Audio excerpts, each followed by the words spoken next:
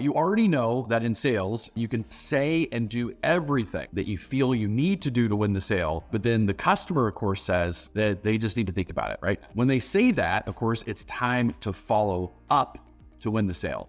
So in this webinar, I'm going to share with you several things. Number one, I'm going to share with you the underlying reasons behind why prospects ghost you. And I'm going to share with you why people ghost you. And I'm also going to share with you how to counteract that. Number two, I'm going to share with you effective techniques to maintain engagement without coming across as annoying, because that's what happens when you follow up. Sometimes you can come across as annoying. So I'm going to show you how to fix that. Number three, how to create a sense of urgency. Urgency is everything, right? First book I ever wrote in my entire life. And so I'm going to share with you how to create a sense of urgency that compels prospects to act. And number four, I'm going to share with you strategies to position yourself as the preferred choice over your competition, which is everything, right? So for those who don't know me, I'm Jason Forrest, CEO of FPG.com, where we recruit salespeople, we train those salespeople, and we provide fractional sales leadership services for the best sales teams in the world that want to be known for as having the best sales experience in their industry. And that really is it, right? If you think about it, the most important thing is, can we give that customer an incredible sales experience that they say to you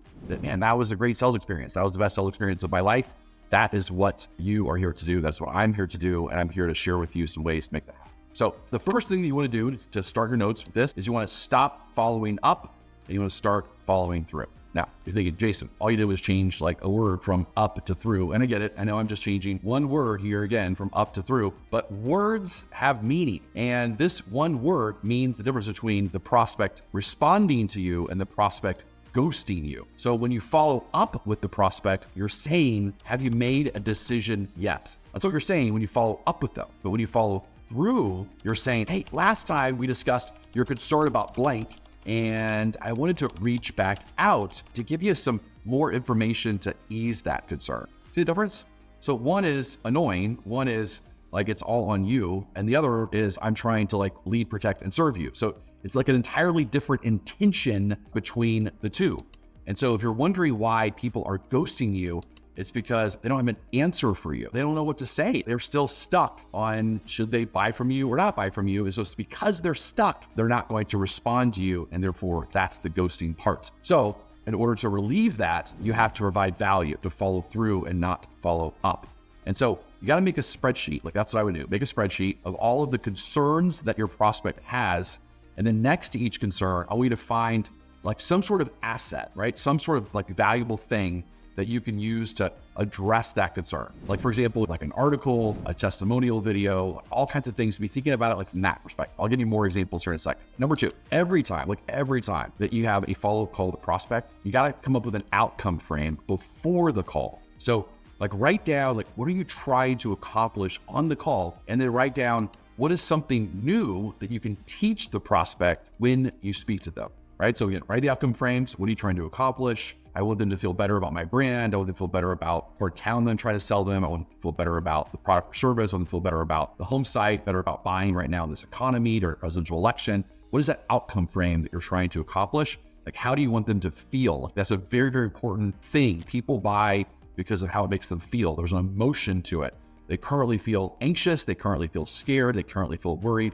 And you want them to feel certain, you want them to feel confident, you want them to feel at ease. And so if these are the emotions that you want them to feel, then you want to backtrack and reverse engineer it and say, okay, what am I going to say or do or teach them that's going to get them from feeling anxious and scared and worried and uncertain to feeling at ease and certain and confident that this is like a no-brainer decision. Like that's the whole thing, right? In sales, very simple, sales and marketing, it's about how can I present something? How can I create something that we are the obvious choice? Like you would be making the biggest mistake of your life if you didn't move forward with us. That's what sales marketing is all about. So that's what you could do as a sales professional. So again, how do you make them feel and then backtrack, reverse engineer it.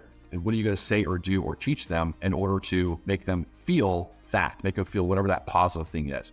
And so with that alone, you're going to be way better and move closer to that following through versus that following up. And people are going to want to spend time with you. They're going to want to like do that because you're going to be anchored to the emotion. Anchoring is a cool thing, right? So think of anchoring as like when you smell popcorn, you think of a movie, that sort of thing, right? So you don't want to be anchored to like a pestering, annoying salesperson that's not adding value. You want to be anchored to the greatest salesperson on the planet that is teaching them something new, that's owning the process, that's solving problems for them, that's improving their life, that's making it easy for them, that's again anchored to some kind of positive emotion.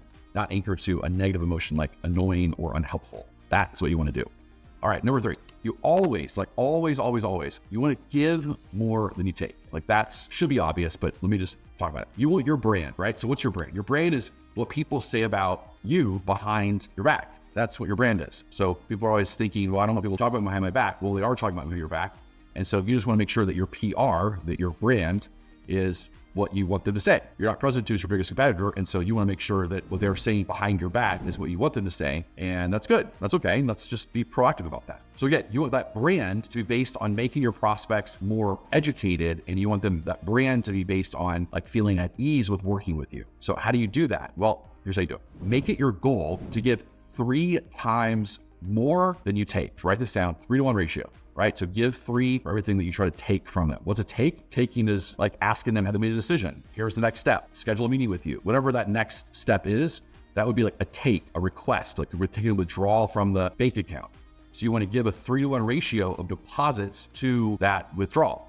So that 3-to-1 ratio, this is not a Jason Forrest thing. I'm not the genius who came up with this. This is like a Mad Men thing. This is like a Don Draper thing. This has been a thing from the most brilliant minds of marketing have proven this for the longest time. So for example, like check out the next time you watch a 60-minute TV show. Well, you're only going to get about 42 minutes of that actual show. So it's not a 60-minute TV show. You already know this. It's about 42 minutes of the actual TV show. And it's 16 minutes of commercials that are kind of peppered around like throughout those 60 minutes, right? So that's a 3-to-1 ratio.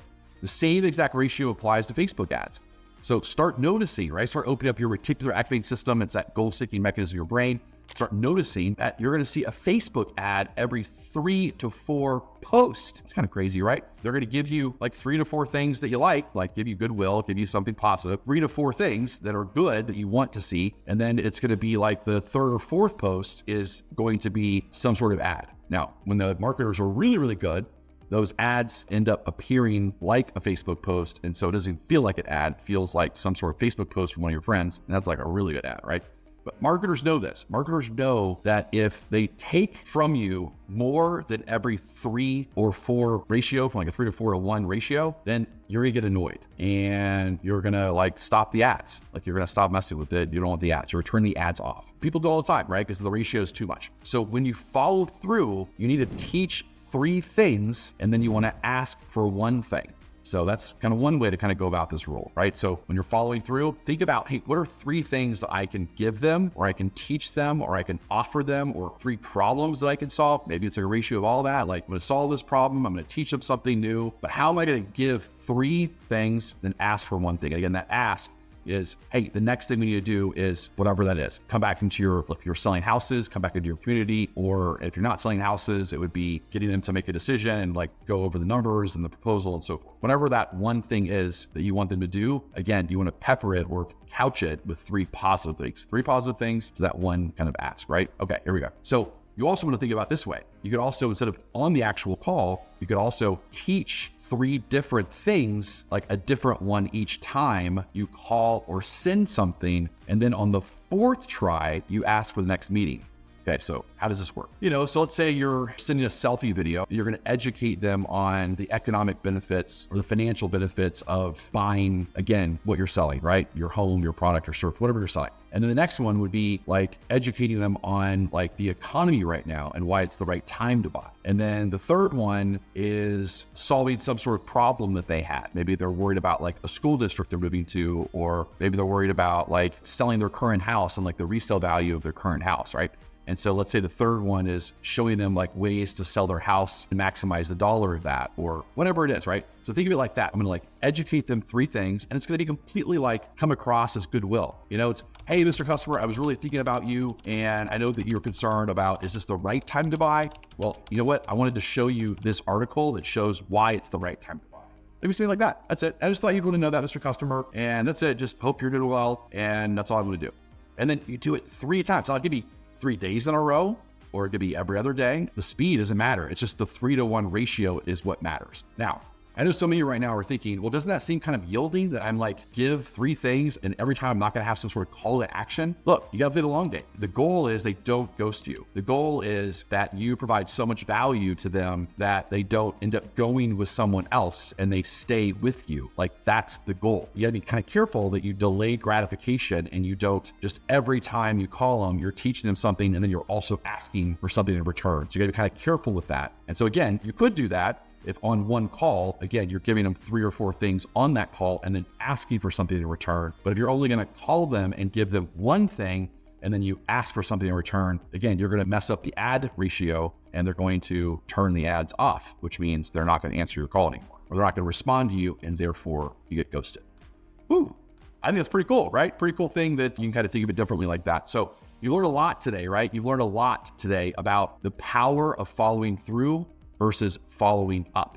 You've learned how to make sure that you don't get ghosted anymore. You've learned why people think that we're annoying as salespeople, but that's an easy thing to fix. We don't have to be annoying. We could be helpful, we could be ethical, we could be honest, we could be of value, we could give something, we could give 3 things more than we take, right? So we've learned the ratio of the 3-to-1 or 4-to-1 ratio. So, and I've given you an assignment of like, go through all the things, all the concerns that your customers have and start making a list, make a spreadsheet of what are all the things that I can educate them on. Again, testimonial videos, articles, different things. And you have that ready to go so that you're just creating like a machine, like a cadence of take them through this process and see how fast you can just add that value. And then again, use it to kind of create that leverage and position of strength, obviously to close the sale. So that's it. One last thing that we need to know, and that is I've just added a YouTube channel. Right now, what I'm trying to do, if you go to Jason Forrest Sales Coach is the YouTube channel link. My goal is to create YouTube sales shorts that bring real value. So we don't have like a lot of time these days, right? To like watch a lot of long stuff. I'm definitely going to have some long stuff on there as well, but a lot of people are doing the long stuff. And so I want to do the short stuff. So my goal is, how do I teach you something and give you value in 60 seconds or less? Because that's the length of a short that I got to stay with it. And so check out the shorts, and definitely if they're valuable for you, then subscribe so you can be alerted. Of course, so there's more. I'm doing several a week right now. And again, hopefully they're valuable for you. If they are, then like them, share them, all that kind of great stuff. All right, until next time, this is Jason Forrest. Push yourself to become a better version of you.